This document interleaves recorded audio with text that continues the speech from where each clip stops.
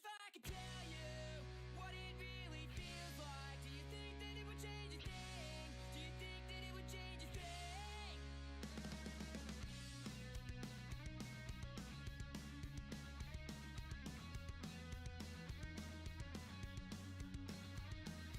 said your name was Juliet, a shock to letting you regret, but you're not ready to commit treason against a family set of rules. Your mind that hangs above your head like a prison. And I showed up like Romeo to save you from your life, but you just sentenced me to death or exile. And now I'm lying again. How are we there, guys? And welcome to another episode of the Smashing Crossbar Podcast. I'm your host, Josh, as always, joined by a couple of guests tonight, as you can see on the screen. Benny, as always, how are you, mate? Not too bad, not too bad. Let's not talk about work this week. Let's just get into it, I think. Yeah, absolutely. We're running a little bit late. Benny's running the pod on his end tonight. Few issues with sorting the cameras and so forth, and my poor tech background. So That's why you've got a me. That's exactly right, mate. We've got Robbie again, as always. How are you, buddy? Great as always, guys. Thank you for having me again. No, mate, pretty much part of the furniture these days. So, no, we appreciate you for jumping on, buddy. And a special guest tonight, we could sit here, I'm not going to rattle them all off, but former Adelaide, former Melbourne Victory, former Central Coast, former Jets in the A-League. Absolute international talent, born in Argentina. Everyone knows who he is. He's done the Derby double. Not many people have done that. It's gone from from Adelaide to Victory, Derby special, and then the coast of the Jets. So, Marcos, thank you very much for jumping on. Thank you, man. We're going to talk a little bit about, just his career, to be honest, and a little bit about what life after football, what's been happening with the new club you've got there in Adelaide that you've put together. So we'll talk a bit about that in the latter part of the show, mate. But we may as well start off from the beginning, mate. Born in Argentina. I'm going to butcher this, mate, so you just correct me. Reconquista? Reconquista, yes. Close. We'll narrow that down to my Portuguese background and say that I practiced it. So born there, mate. I believe Batistuta, if anyone, all the football familiar people out there would know Batistuta. He was born same area? Yeah, in Reconquista. Yep. Absolute football god. All the big European teams there. So yeah. What was it like, mate, growing up? Argentina, football, mental. I gather everyone loved the game. It's pretty much the number one sport. What was it like growing up? Classic in a South American boy, just kicking the ball in the streets. Believing that could be possible to play one day professional, and with a lot of luck, with a lot of support from my family, with a lot of freedom from my family, because I was not, and thanks God, my dad gave me a house, food, everything that I needed to go to be raised, and to have my opportunities in life. I came from a family that my father was a doctor and my mom was a businesswoman, so I never had to play soccer because of for money, or that was not my thing. If I could become or to go to study or not to do soccer, I was going to, I guess, to have opportunities. I don't know how far I will be with another professional, but I played football because of joy. So at 17 years old, I made my debut in Unión de Santa Fe, and then I got bought by News Old Boys Rosario, the team of Messi, the team where Maradona plays, and incredible team, and then Chile, and then I came here in Adelaide in 2010 from South America at 24 years of age, it was really strange back then to have a 24 years old import. It was really, really rare. So Yeah. I came in quite young to Australia, and was a roller coaster then. I think I touched the highs and the lows of Australian football, and I'm really happy. Yeah, mate. Obviously, as you said, you've played for some good clubs there overseas. Even past your A League career. Even Bali United. You know, what I mean, a lot of people out there go, Indonesia and so forth, but they're a pretty strong side over there in Indonesia, and a few of the other ones there as well that you were at. I believe it was Persi Bandung, Persiba Bandung. Yeah, Bandung, is that right? Yeah. Bandung, yeah. Bandung, yeah, same league. But I think the question I've wanted to ask is, how did the A League come about? How was you're overseas? I believe, Uh, what was it, 2010? So the league had sort of just been about 5 years old, give or take. So how did it come about? What were your first thoughts on possibly coming out to play in Australia? it was just an Asian a random person sent a DVD a DVD of myself to Adelaide United. When I say random, because he was the father of one of a friend of a friend, something like that. Yeah. And he came to Adelaide because Adelaide was the first one In the list. list. If Adelaide would not reply, it was going to be Brisbane. So they sent it, and Aurelio Vidmar forwarded an email back saying like he wanted to double check on that player, and I was playing in second division in first division in Chile. So I was not really looking into Australia.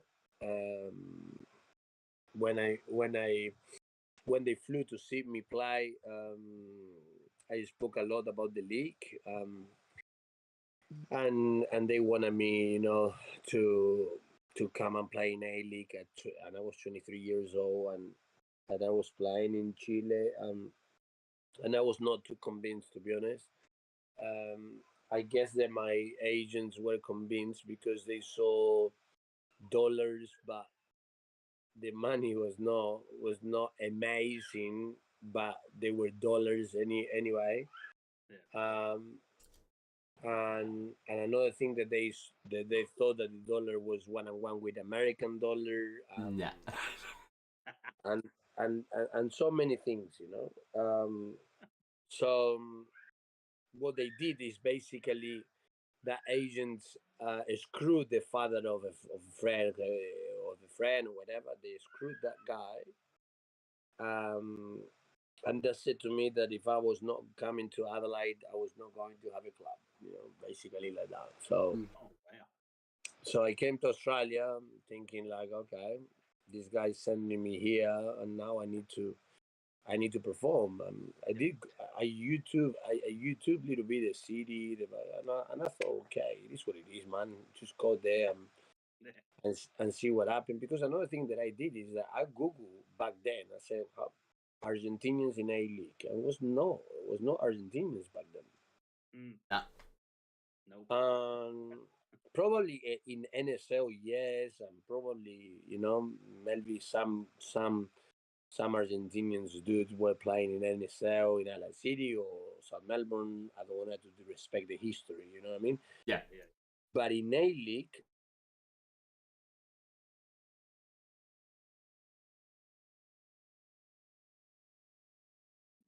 Oh, want to dropped him a bit. Yeah. But that looks like technical difficulties that are outside my control. That looks like a good thing, I think. We'll blame I'm him. here, aren't I?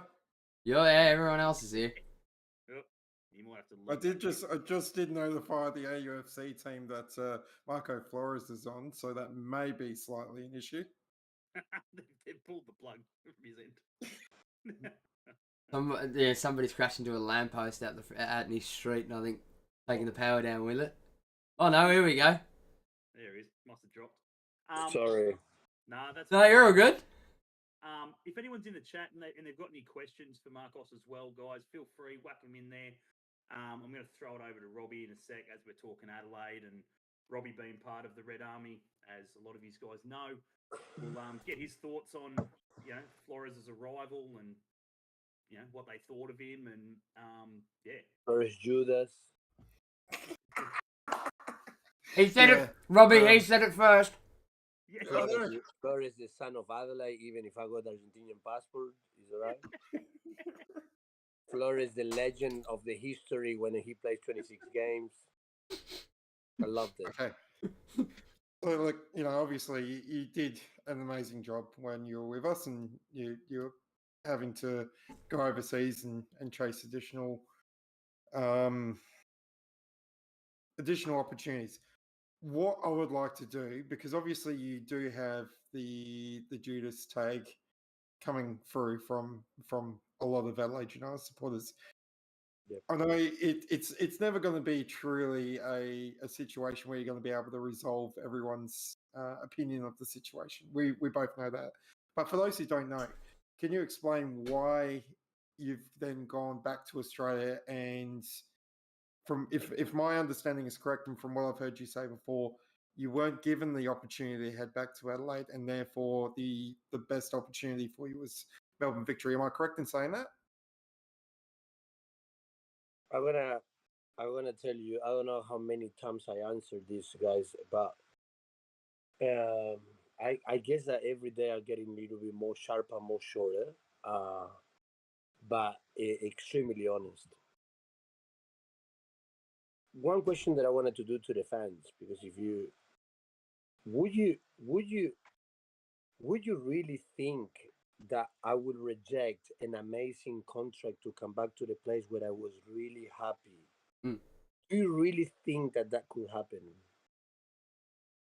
Do you really think? Absolutely.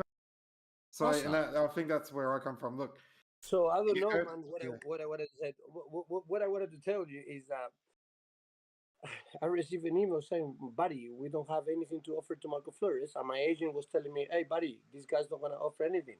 Yeah. And then got someone saying 10 years later, "Yeah, here was a contract," or the emails with the agent, and I said, "Why you didn't call me, man?" Yeah, that's right. At the end, "Oh, at the end of the day, at the but end of the coach day, it's didn't very want much. you, but the captain didn't want you." So it was so many, so everyone Yeah. blaming Yeah. each other. And the reality is that was I in the advertiser. I don't know which day it was because I was in China. I actually got a photo like this in the newspaper saying I wanted to come back home. So in politics that if you wanted to reach for medal victory, you don't take that photo, man. Yeah. It's all right. So my agent said to me, "Marcos, you can't say that. You need to say that you wanted to come back to Australia." And I wanted to come back to Adelaide United, man. Yeah. But Adelaide United has in that moment so many issues that Dario Vidosic wanted to leave, but with his father to play at Brisbane, but he stayed, and so many things that economically they couldn't offer a huge contract, but they Yeah. couldn't even offer $1. Yeah, it would have been. It That would is have the been all based reality. on the international slots. Yeah. Yeah. Yeah, they didn't have international sports. So what do you want me to do? Just to go and kill someone to come and play? Yeah.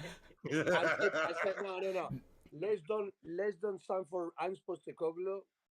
Yeah. Let's not sign for Ange Postecoglou because actually Adelaide will call me in 10 years' time when I actually quit and I start doing Uber drive. Just come on, man. So end of the day, the reality is that time will tell. Yeah.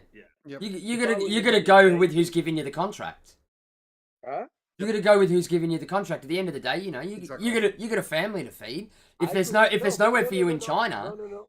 Back then, I was 25 years old, single. I could actually earn $20,000 less. I don't care. yeah, Yeah. Well, there you And go. I was coming from China that I got overpaid yeah, because I signed a contract for 2 years and I played 1 year. So I got a close. So I was not actually needing money, yeah, but I needed to have a contract and the jersey. yeah. So I said, Adelaide, offer whatever you got, mate. Yeah. Well, wait. And they said, wait for 4 months. And then they sent an email like, buddy, no, good luck. We can't tell Vidosic to go, or we can't do whatever they needed to do. And it meant to happen like that. So the reality is that if I need to regret of something, is that Wanderers called Mm. me, Popovic, Mm. the 2 hours after Ange Postecoglou called me back then.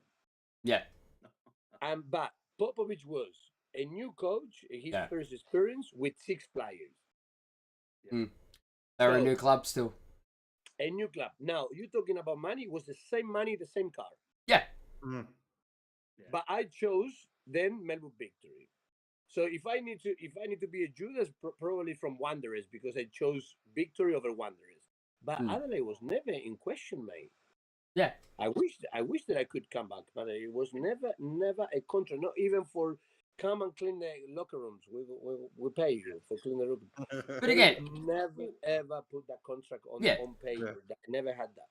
but again, it's that thing of, and that's where you've got your two levels of your fans. You get your fans that sort of sit on the top, skim at the surface, and look at everything at face value, and then you've got guys like myself, Robbie, and Josh that sit there and go, well, hang on, there's a deeper meaning to this. There's a lot more into it. Adelaide may not have been in a position to be able to offer a contract. As much as he does want to go back there, that just may not have been a viable opportunity. We're the sort of people that think about things like that when players sort of come back. I mean, it's happened before. Yeah, but you know, Look what at Daniel happened? It was McBreen a at the double Jets and the speech. Coast. Yeah, but it was a double speech. Because Yeah. if the club goes and said, look, sorry fans, we can't offer because we got this situation, and explain clear, Yeah. these things will never happen. So Yeah, of course, I they won't. will really be free to choose. So the fan will say, if we cannot offer anything, poor guy, he can go and play whatever he wants, right? Yeah. But it happens that they said Marcos overturned $1 million contract from Adelaide United. That is what they wrote in the newspaper, and that was Yeah. so actually far from the truth. Far from it. Jesus. So I become the most idiot human being in that moment that I read that news.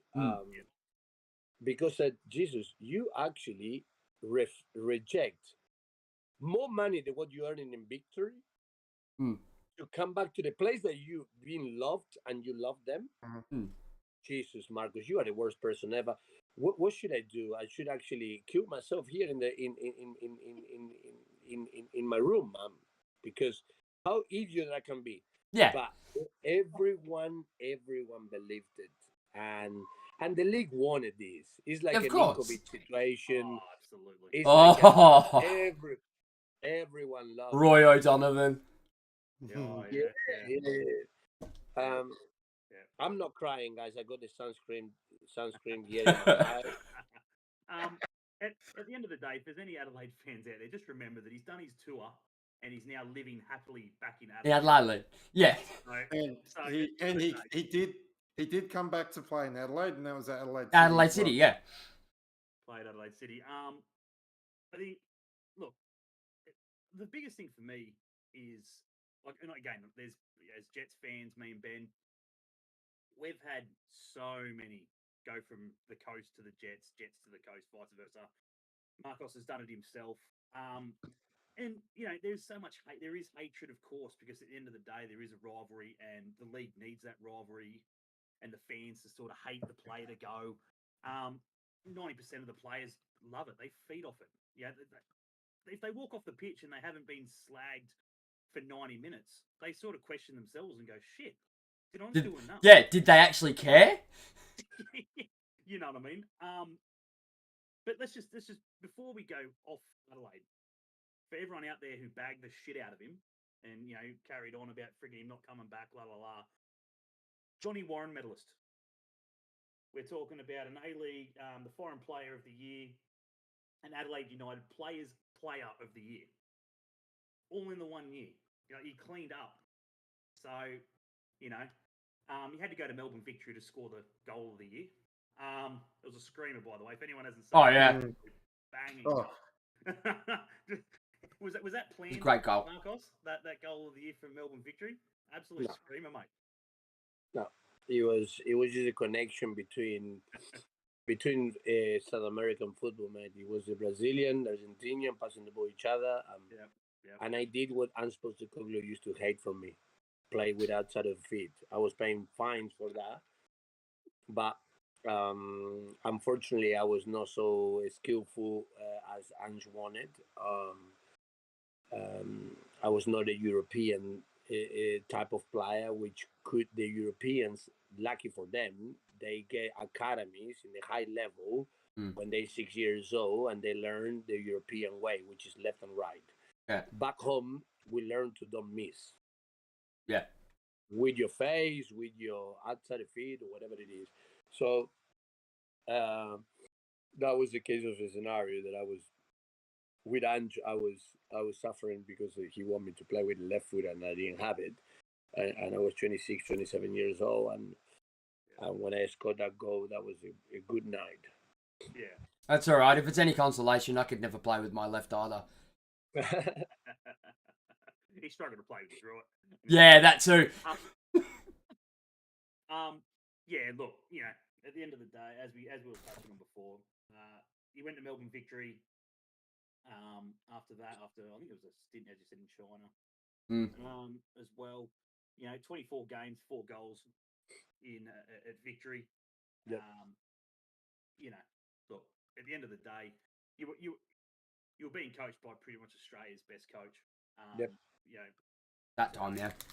Even today, like you look where he is now, and Postecoglou, he's made it. What was it like playing under him? Obviously, you said that he got up you for using the inside of your foot and outside of your foot, and stuff like that. But how was he as a coach? What was it like?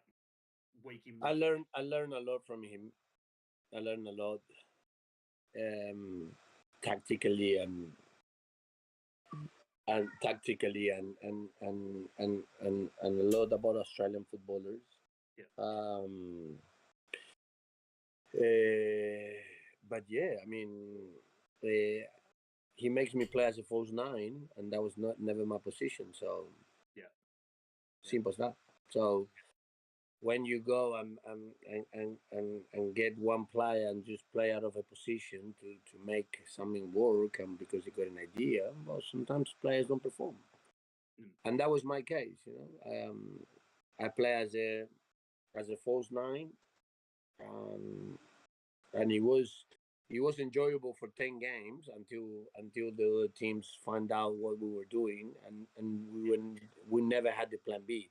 We got in a squad 8 wingers and not a number 9, so that was perhaps a little rock in the idea. Perhaps we were overconfident that we could actually take over the 22 games with the same plan, but things didn't work it out, and was injuries also that affect the team. Guy Finkler got injured in the 12th game, and it was my partnership, and I started rotating young players into that role, and the squad in A League always probably is 11 strong players, and then on the bench is not really assist. You know what I mean? So when we lost one strong player, we couldn't recover in quickly enough. But anyway, it was a fun. I didn't enjoy as much Victory, to be honest. It was not a place where I could perform, unfortunately, because I was eating better than I was in Adelaide. I was actually getting looked up in the physical aspect, but in Adelaide I was free, and I could express my feelings and my skills, and I was with Lecky and Travis Dodd. They were running everywhere and really fast and really powerful, and the connection was so natural that from day one we were performing, and in Victory everything was planned by Ange. You need to play A, B, or C, and it took the joy from out of me, to be honest. But what I said, the Ange Postecoglou is a good coach, man. I mean,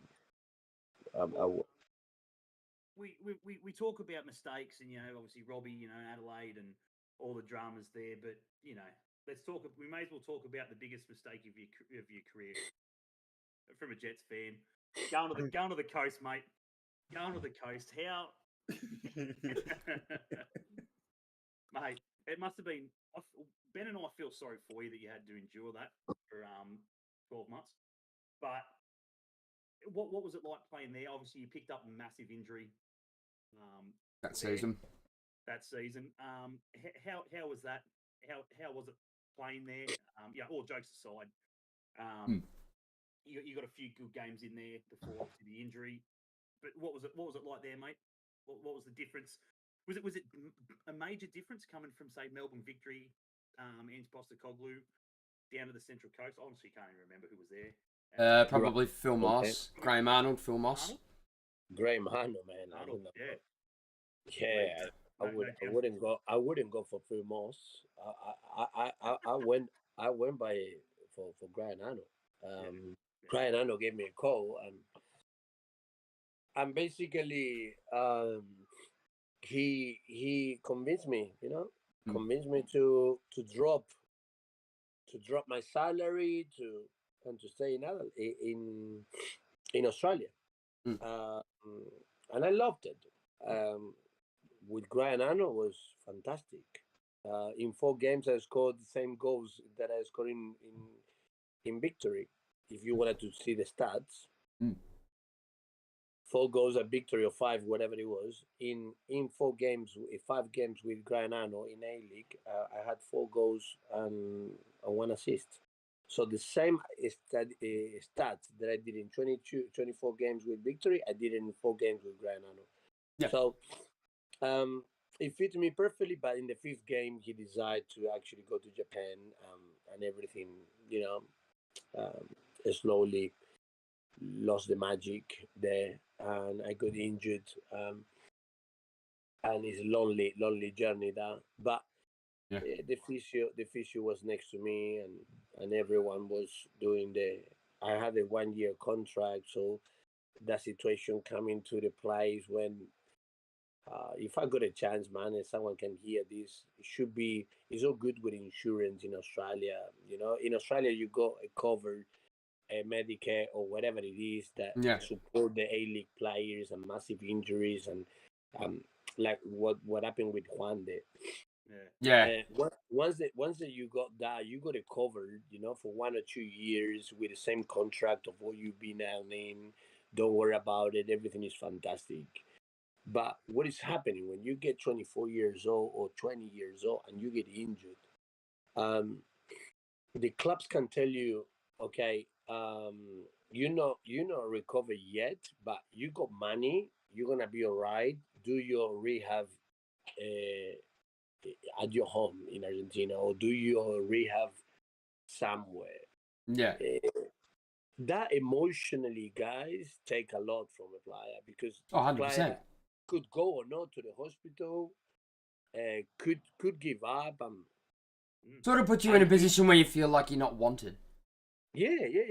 So you slowly start going into the hell, emotionally and psychology, and in the mindset that you think like, oh wow, and I had amazing teammates back then, Hutchinson, Montgomery, they were calling me for, to support me and whatever. But that situation that they could actually, the day that I actually start running again, I did 3 months rehab. I did my first joke, and I was really happy. They did an interview for me. Hey, Marcos Flores is running again. And that day, Moss called me to tell me that he was not going to sign me no matter what. Yeah. Well, there you go. Yeah, and I suppose it's a good insight, to some players, because we sort of sit back here and you look at the 1-day situation where he's going to be out for a significant length of time. He's not young, and it could be the end if he doesn't get the support from Adelaide and everyone around him to sort of recover and get back. As I said, it could be the end. I spoke to Robbie about this sort of when it happened. Fingers crossed for him, because it was a nasty injury. Yeah. But when you feel the love like that, when all the Adelaide supported big time. Yeah. They really behave really well. Um, and like I said, one thing is when you injure yourself at 35. Yeah. Another thing is when you injured at your prime, man, 26, 27, and they tell you go and do your rehab by yourself. Yeah. What is happening is that you got with that move, you got a tag that you've been injured. So you need to do trials everywhere where you go. Back then, long time ago, in Argentina, for example, if you get injured, the club is like punished to sign you back, because you Mm. get injured by them. It's like a code, like you cannot let that player go until this guy play his first game back. He makes a comeback. It's like a compromise. Sometimes clubs don't respect that anyway. Yeah. But it's like a must. Anyway. No, I mean, I guess that's a good thing. We have a level of duty of care. Yeah. Not only I think that's the problem sometimes. People are very quick to look at the player as a commodity rather than an actual person. Yeah. Not only are you struggling to get your physical shape and your physical fitness back up, but mentally as well. You've got to think about it this way: if you don't do the right thing by that player, are they going to go back in for that tackle again? Are they going to go back in for that attack? Or are they going to defend the ball the way that they did previously because of that very fact that you've had that injury? And that's the thing, is that's what I commend you with, is the amount of obviously injuries that you've had in your history. You've never once turned around and said, okay, I'm just gonna stop now, or I'm just gonna give this up because I'm sick of it. So that's what you should be really commended about. You've not only stuck it out, but you've continued on into the next phase of your career, and have set something up absolutely fantastic for not only the footballing community around Australia, but also South Australia. Thank you, man. Thank you. When that thing happened to me, man, I feel destroyed, and I flew back to in Argentina, and I don't know if you read a message that I did, and sometimes I do post with Newcastle, which is a club that I play less, I guess, or it was like 6-7 games or something like that. But listen carefully, because the Red Army, you can send it to the Red Army also. If I could, I don't have any tattoos. Yeah, if I could have a tattoo, it would be the Newcastle Jets, even if I score one goal. And the reason why is because Newcastle Jets signed me when I was injured. Yeah. That never Another happens. United signed me for one money and sold me for 7 times more, and then they threw me under the bus. So, in the business way, Newcastle Jets invest a little bit, but they give me faith, man. So, they gave me faith when they didn't say like, come here, do trials, which is my respect to the Luca, to Robbie Middleby, to people that was there back then, to Phil Staben, that was a coach, and gave the okay to get me. I was with Craig Goodwin back then, with Griffin, with so many, with Q Allians, with Benny's favourite, the Q. Yeah, we love Q. So lovely people, and it was short time, but a club that we'll never forget. Yeah, well, we're gonna quickly touch on that, as I mentioned, and Benny and I are massive Jets fans. It's not a Jets podcast, but again, most of our viewers are from Newcastle. And at the end of the day, as I said, like I said, I seen that post that you did, thanking Newcastle, and showing your love for them. And there was a photo I sent in that sort of chat there, and the wife, obviously, a photo with you. And he didn't play or anything like that, but he still got around to the fans. I think one of the boys put something in the chat about he got around and took photos and stuff like that, which is great to see. You know what I mean? It's fantastic, and we love that. But you came to the Jets. Man, they signed some good players that year. It was pretty rocky. period for the Jets in general. But Yeah. you know, as I said, you got Taylor Reeves, you know, Newcastle legend, Taylor Reeves as captain. Yeah, absolutely. Robbie knows him very well up there as well. But So does Mitch Austin. Mitch Austin knows him too well. But the question I've got for you, mate, is Geronimo. Yep. Now, he was electric. I enjoyed watching him. He had the stuff. Yeah, he was a good player. What was your? Because he came in the same year. He came in with you. Yep. Did you have any involvement in that? Being Argentinian background as well, or No, he good. No. He got his agent, I guess. I don't know.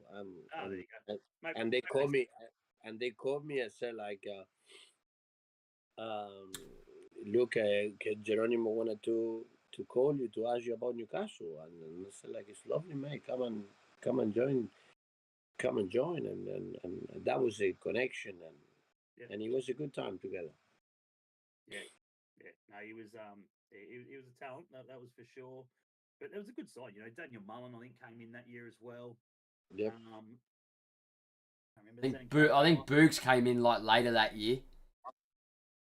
Yeah, he might have actually. But yeah, even Zan and Caravella, Caravella came in at that point, and he set the ground alight. Canny was David Canny. Yeah. Special. He was a special. Billy Selesky would have been another one. Billy Selesky, Johnny Steele. Maxi Burgess came in. That was his mate. That was Maxi's first year. Max Burgess, come from Sydney Youth Jets, but yeah, look, it was a good side. I think Edison was there as well. I think we touched on as well. Edson Montano.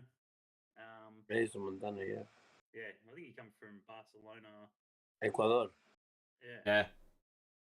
So yeah, it was a good squad, mate. But you know, again, it was cut short, unfortunately. 6 games, as you said, 1 goal. You know, I was trying to think about it the other day. I was like, shit, I can't remember what it was. Was it a good one? Can you remember it? I can't remember. Of what? The goal. The goal.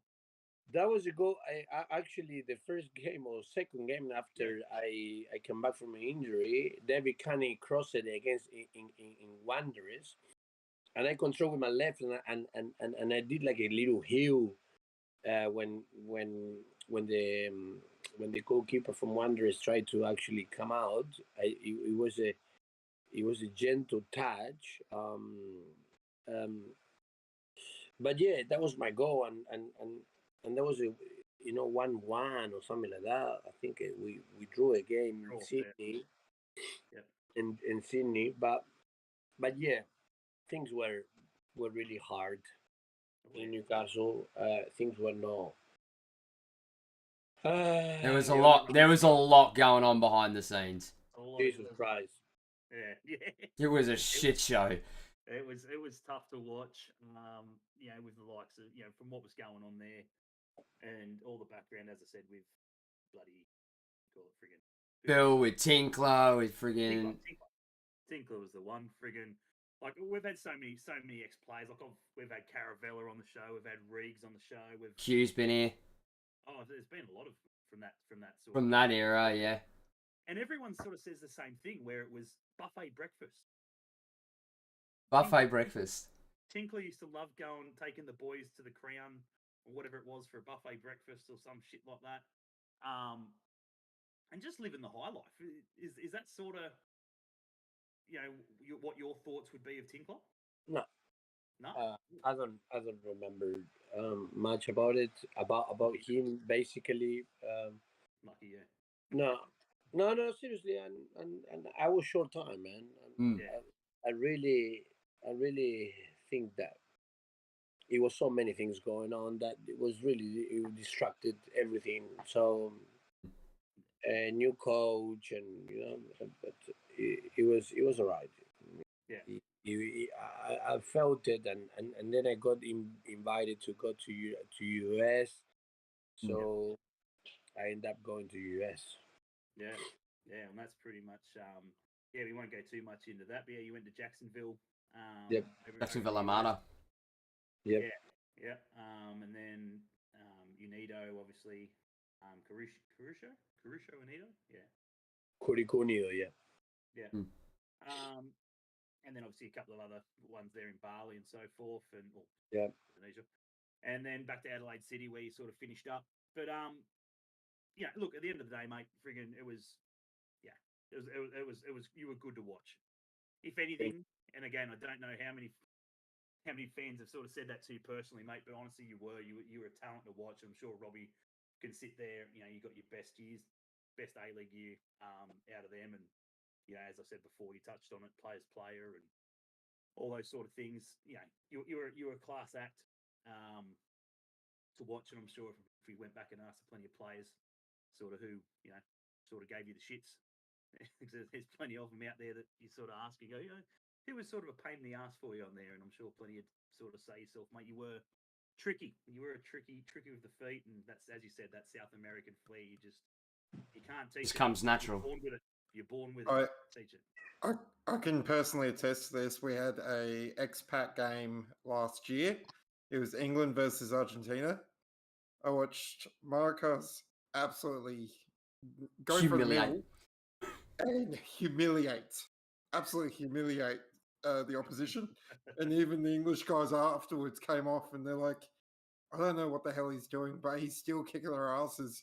And, but it was just, you could watch and you're like, as soon as he touched the ball, it was like a whole different level. There was just nothing else. It was fantastic to watch. You could picture the British. You could picture the British sit there going, friggin' check his friggin' cartilage. There's cartilage in that. No, it's got to be. No, mate, as an Englishman, we'd have been standing there watching that and just going, all right, we're just going to sit down, be his training cones for him. Where's the beers? Yeah, that's pretty much it. We'll call it a day. Where's the Tetley? Exactly right. On a personal note, mate, we're going to quickly dive into the last bit of the show, mate. Before we do that, again, I just want to say thank you for jumping on and having a chat with us. It's been muchly appreciated. As I said, chat, if you guys have got any last sort of questions, we are going to dive into the final bit with Marcos in regards to the club that he's single-handedly built in Adelaide. If you haven't, if you know nothing about it, it's on you got your Facebook page and all that sort of social media stuff. So be sure to go over there, give him a like on the page. And he's doing absolute wonderful things there. But well, let's dive into it anyway, mate. Friggin', how did it come about? I think that's the easiest question to get out of it. How did it come about? What made you create Adelaide Atletico? Adelaide Atletico, it was an outcome of a beautiful, amazing relationship that I had with the 7 kids with the cerebral palsy back in 2019. That I loved to coach them, and I said to them, if they wanted to be part of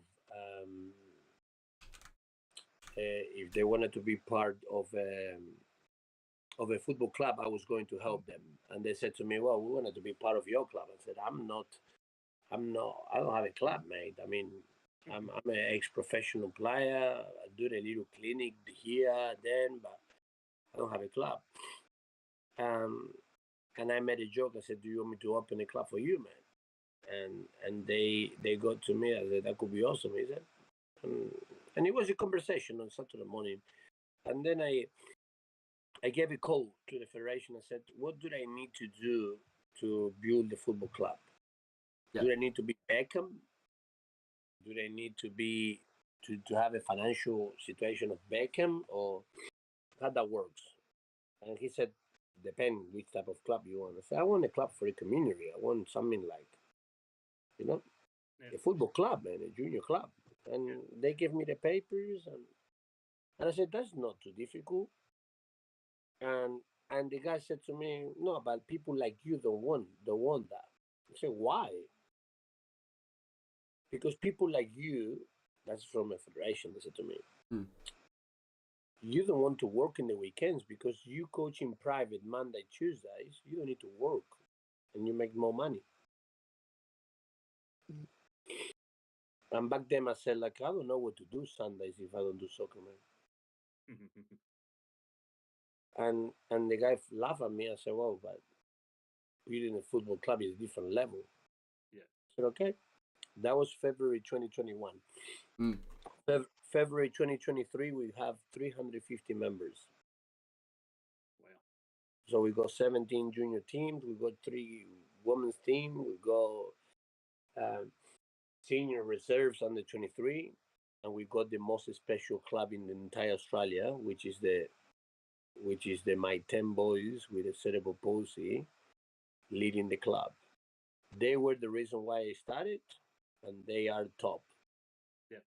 They are top. They are the players that don't pay to play. They superstars. Yeah. Yeah.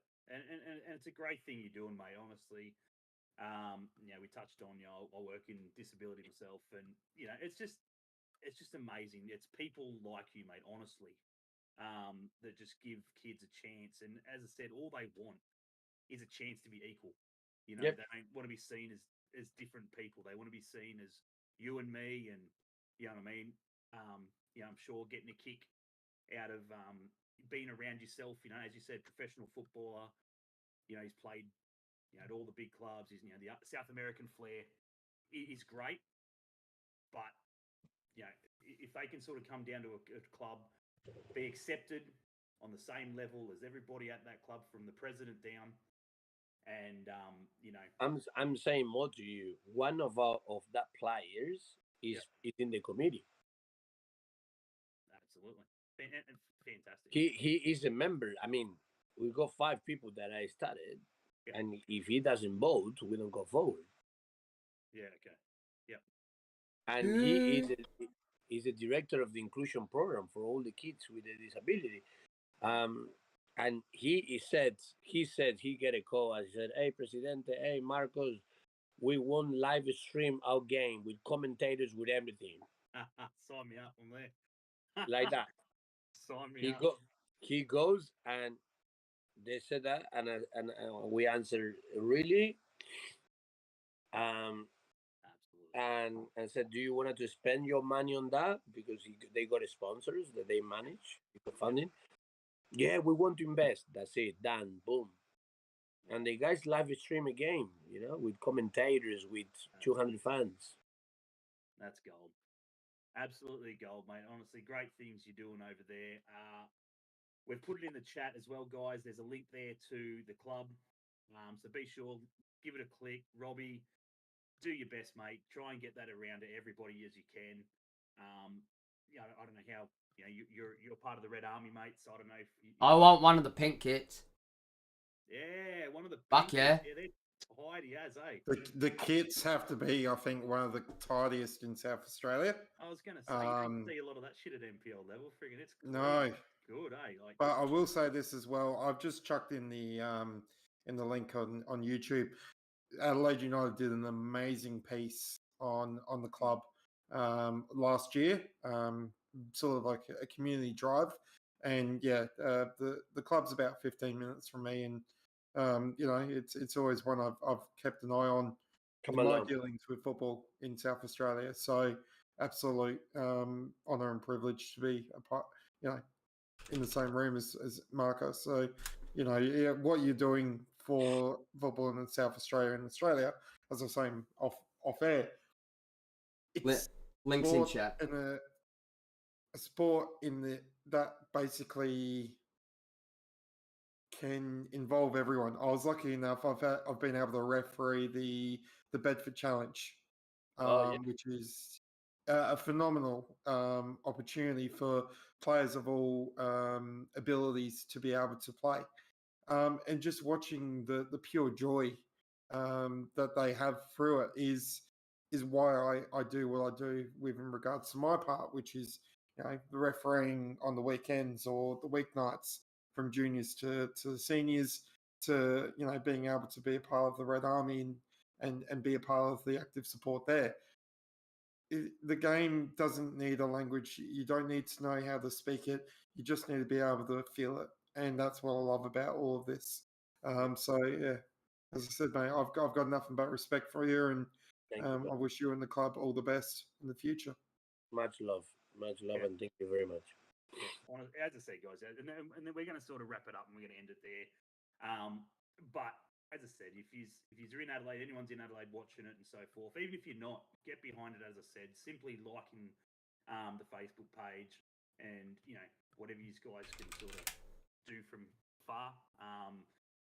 The club, and I'm sure Marcos would enjoy, and thank anyone sort of with anything that they can do from far, as I said. But at the end of the day, Arnott's FC is locally in Newcastle. So for all the Novocastrians there, Arnott's FC on Facebook, go and give them a like. They're the Newcastle local ones.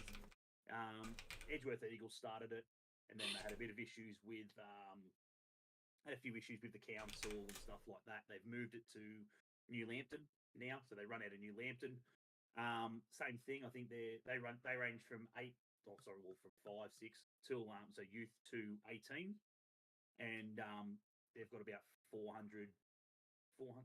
It's about 400 involved in the actual thing, not just playing, but the background staff and donations and sponsors and all that sort of stuff. And there's another one up mid coast near Coffs Harbour, I believe, as well. So, as I said, if you guys know anyone in that sort of community, or who has some sort of tie into the disability side of things, get onto them, let them know, and let's get them all out there and kicking a ball. Because at the end of the day, it's great to see, as Robbie touched on and Marcos touched on. It's just a great thing. It's a great thing for Australian sport. Everyone's equal. You talk about the rights of homosexuality and stuff like that.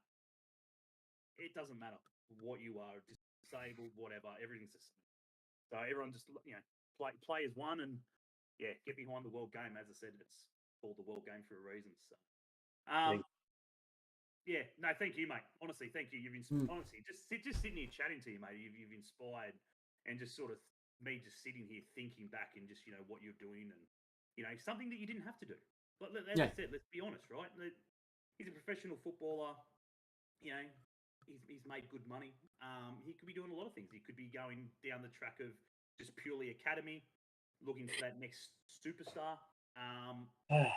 He could be part of the A-League setup at Adelaide or whatever, coaching at that sort of level. But here he is setting up a club from nothing and pretty much giving back to Adelaide as a whole, who sort of threw him to the shithouse at one point. And there's the living proof, guys. He wouldn't have come back to Adelaide if he wouldn't be living in Adelaide right now. Football career finished. He could have gone back to Argentina. But at the same point, he wouldn't be back in Adelaide. He wouldn't have started a club in Adelaide, especially if everybody thinks he was the J word. Yeah. Let's be brutally honest. Absolutely. So. But all the Champions friends that I had back then didn't call me back. Yeah. Mm. And that's it. In 2010, when I was walking, I had the free beer, but I started from zero, mate. Mm. Yeah. I started from zero and copying a lot of abuse in the amateur level. Oh yeah. Because all the 20s boys were 30 playing in amateurs with me, right. And I copped it like a gentleman, and I stood up and I went to the tackle again, and I stood up and I went to the tackle again. No problem, man. I'm more amateurs than them. Yeah. If they wanted to tackle me, I didn't have a problem. We went back and we played like a tough and never quit. Yeah. But there were a few friends that actually understood. But I got enormous friends in Central Coast, enormous friends in Newcastle. Yeah. Adelaide was a place where I used to feel was my first love here in Australia. I thought it was good for the family, and I loved it. But no difference of Newcastle, Central Coast Mariners feeling. But Adelaide City gave me a call, and that changed the whole perspective. My whole path. I could be in a different city, but Adelaide City called me and said, "What about here, man? We can help you." Yeah. And that's a good thing, mate. Like as you said, you've Ben and I personally we've had plenty of players on this show that have just got exceptional talent, and honestly knew from a very young age knew that they were going to be a professional footballer. You know, they knew that they just had the skill and the talent. They weren't, you know, their ego wasn't freaking ridiculous saying I'm going to make it, but they just knew. Yeah. And then you sit here, we sit here and we listen to you. I'm sure the fans in on the chat here, I think there's about 14, 15 of them at the moment, can just tell that, you know, you knew that you didn't have the gift. You know, you worked your ass off for every single thing that you got. You took chances. You know what I mean? There's not many people at a young age that had sort of travel from somewhere where they've known their whole life and to travel over halfway across the world for a chance. Because at the end of the day, that's all it is. It's a chance. Yeah. You could have made it over here. You could have played 5 games and said, look, mate, you haven't cut the mustard. And then that changes your perspective. Yeah. That then possibly thinks, well, Melbourne victory isn't even an option. It's not even a thought. Get me the fuck out of here.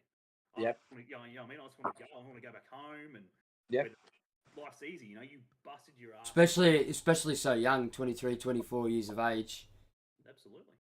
That's more of a mental. If it does go down that track, that's more of a mental dejection than anything else. And that is another thing. I was 23, 24 years old.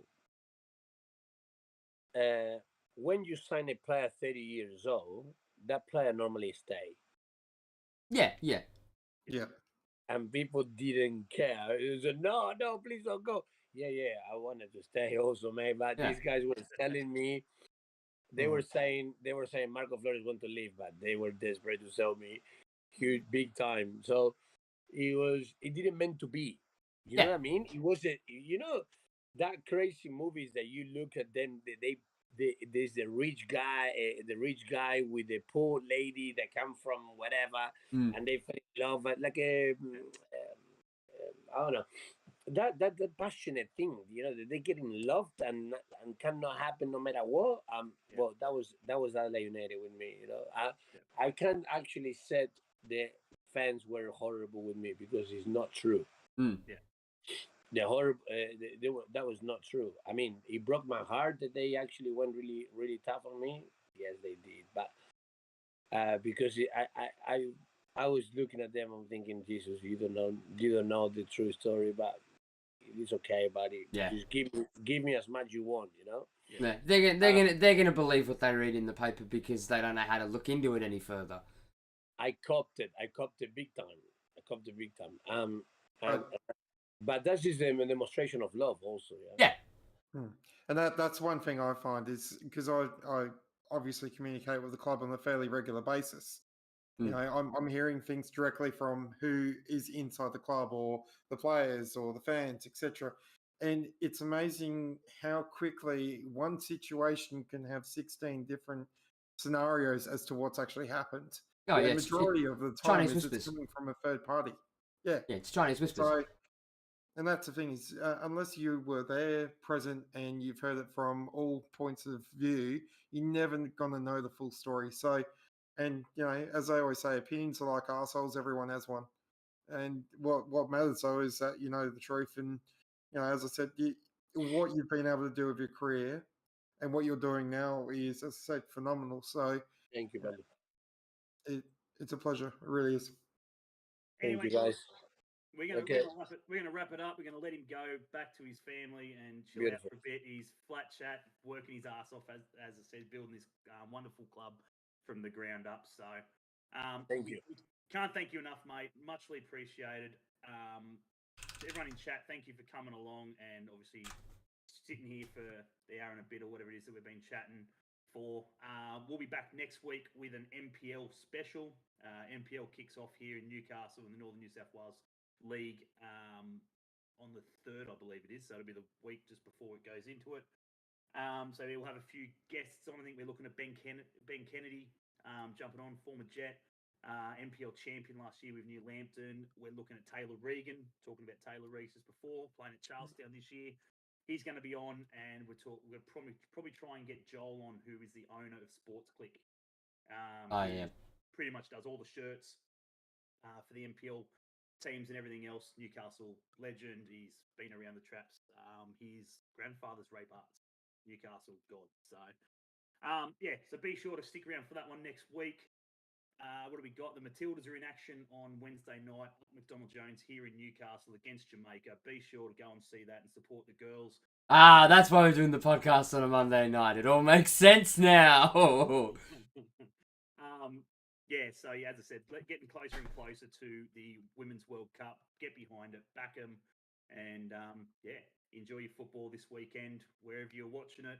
Adelaide, Robbie, the Jets for us. I think we've got Western United at home. Yeah, So I'll be be- watching from the comfort of my lounge room. Be sure. And ours is FOM week, folks. FOM week. There you go. Right on. Anyway, we're going to leave it there. We thank everyone for joining us. Thank again. you. Flores, absolute pleasure, mate. Love what you're doing. Very much All- appreciated. Have a good one. All the links are in the chat for the club and everything else. Go and like it and support it and everything else, and we'll speak to you soon. Marcos, take it easy, buddy. Ciao, ciao, guys. Thank you. See you, mate.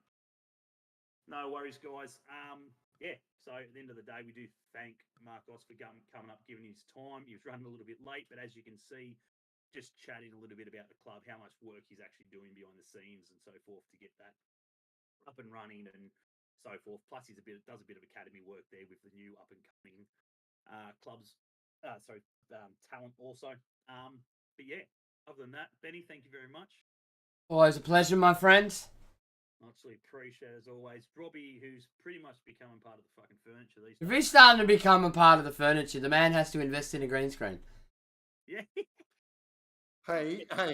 Now, I did invest in a microphone, okay? Did you? Oh, that's right, you did. You did. Mate, Alright, I'm telling so- you, $16 on eBay. Okay, On the done. wall. Whack it on the wall. Done. Whack it on the wall. That's it. Yeah, but I know what people are like. I'm guaranteeing you, shit's about to get photoshopped. Mate, I'll tell you the exact same thing I told Josh all those years ago. A green screen is only as good as the lighting that is lighting it. And I still haven't done the lighting, so And he still can't get that right. too much other. I'll see how I go. I ended up picking up a couple of those fancy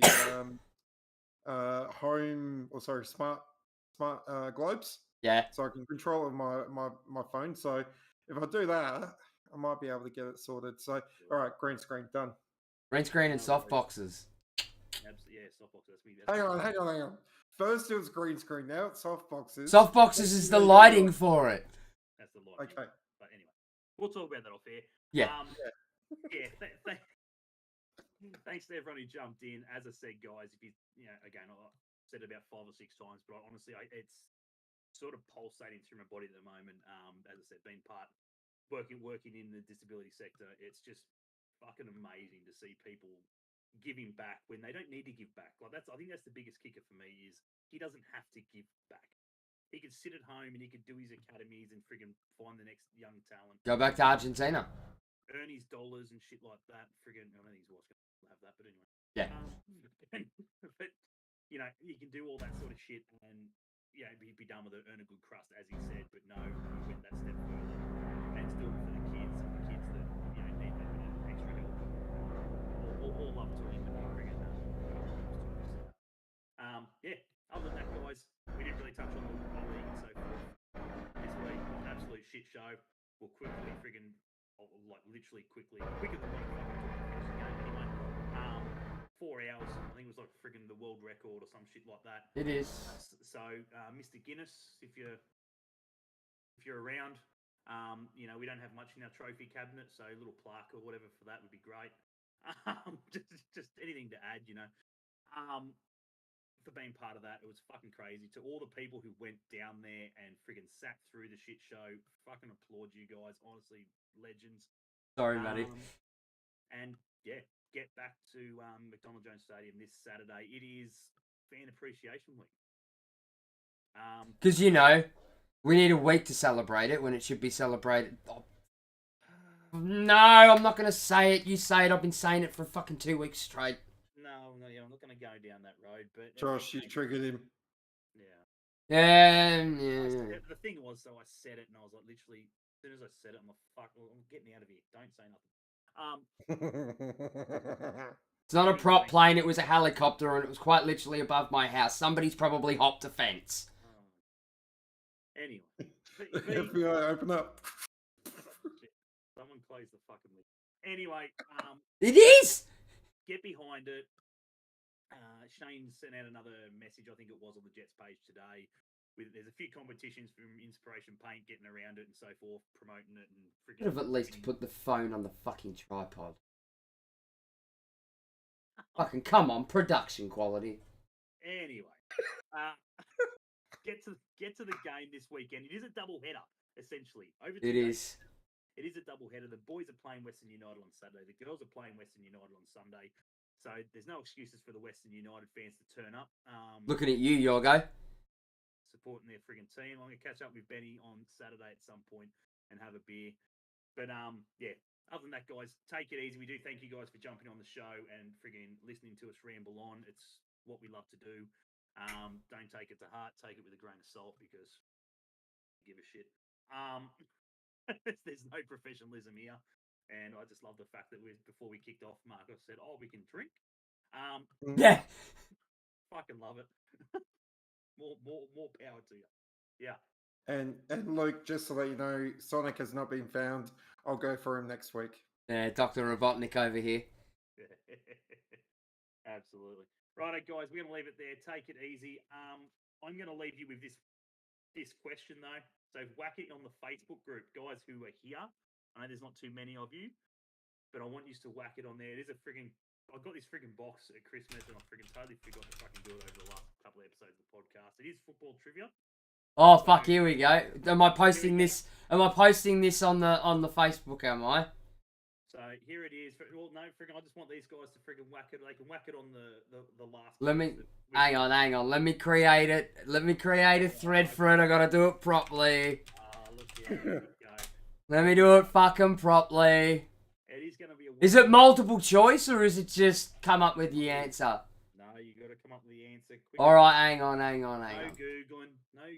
Really. This will be Facebook only, not on the Instagram. So suck it. They're not easy. Hang on. All right, hang on. Some are easy, some are a little bit hard. Tonight's podcast question. Whoever gets it in first, fucking obviously is the winner or whatever. However metric you want to keep it by. What's today? It's the 20th. They get a round of applause. They're gonna win fuck all. All right, how can we get an exclamation mark applause in the chat? All right, go hit me with the question. Here it is. So, name the 4 teams in the top 4 English divisions whose names start and end with the same letter. So just remember, again, Name it. 4 teams in the top 4 English divisions whose names start and end with the same letter. There's only 4 of them. And there's probably only 2 that are pretty straightforward. The other 2, you might have to do some digging. In your brain, not in Google, in your brain. And if you can't work it out, then go Google your answer. But be honest, just let us know that you Googled it. I know who will Google it and who won't. It's just pretty much going to be all of them. But yeah, we'll leave you with that. Take it easy, guys. Much love. Enjoy your footy and so forth on the weekend, Robbie. And everyone in the chat. We'll catch you guys next week. As I said, MPL special. Next week, we will dissect the MPL start here in Northern New South Wales, go through a little bit of information in the clubs and so forth, and where, well, Benny can as well if he Googles over the next week. I'll definitely give you a thought on who I think is going to sort of take the chocolates this year and who sort of I feel has done pretty well in the recruitment and so forth. Anyway, we'll leave it there. You put it up, Benny? Yeah, I've got the first 2. They're the easy one. I've got the 2 easy ones, I reckon. Yeah, as I said, the 2 simple ones are pretty straightforward. They're both Premier League right now. They're two both Yeah. in the Premier League. Anyway, we'll take it easy, guys, and we'll speak to you next week. And as always, Benny, we We hate co scum. Take it easy, guys. See you later.